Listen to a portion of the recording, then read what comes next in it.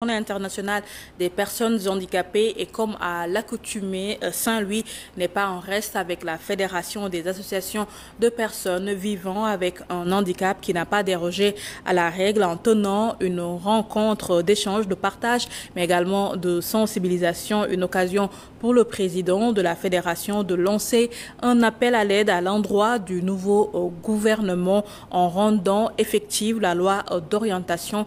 Atoumane Kane est ici au micro de Moussa Diagne et de Abdouboy. À l'instar du monde, le Sénégal célèbre la Journée internationale des personnes handicapées et la région de Saint-Louis spécifiquement a l'habitude le 3 décembre de célébrer cette journée dans l'ambiance ici au lycée technique André Pétavin.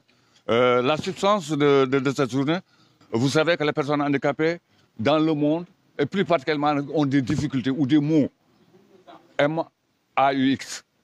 On a des mots que nous sommes en train d'essayer de régler. En quoi faisant? En passant par la journée internationale et d'autres occasions pour discuter avec les personnes, les populations ou les habitants du pays pour qu'ils sachent que nous aussi nous faisons partie de la population.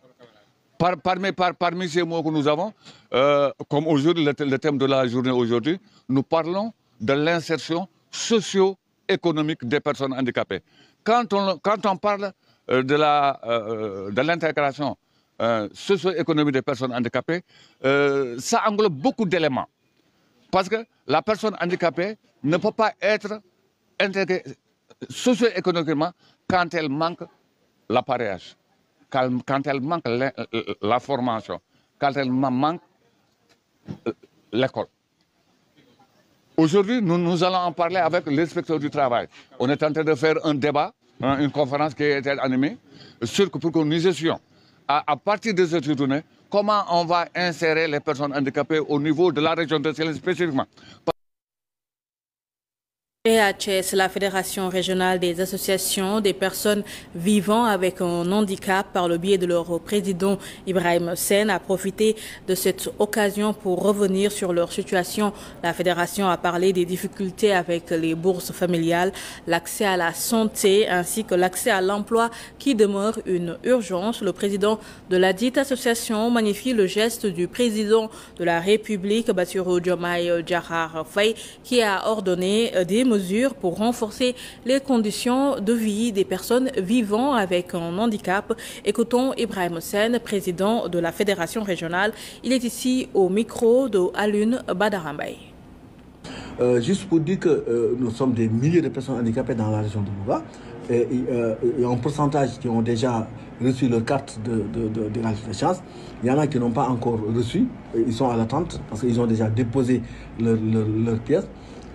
Concernant les bourses familiales, il y en a qui reçoivent actuellement leur bourse, mais il y en a aussi qui n'ont pas encore reçu leur bourse. Et ça, c'est des milliers de personnes handicapées au niveau de la région de Louga. Pour l'emploi des personnes handicapées, vous savez, il y a pas mal de personnes handicapées qui ont actuellement leur diplôme, qui ont fini leur étude, hein, et qui doivent vraiment trouver de l'emploi.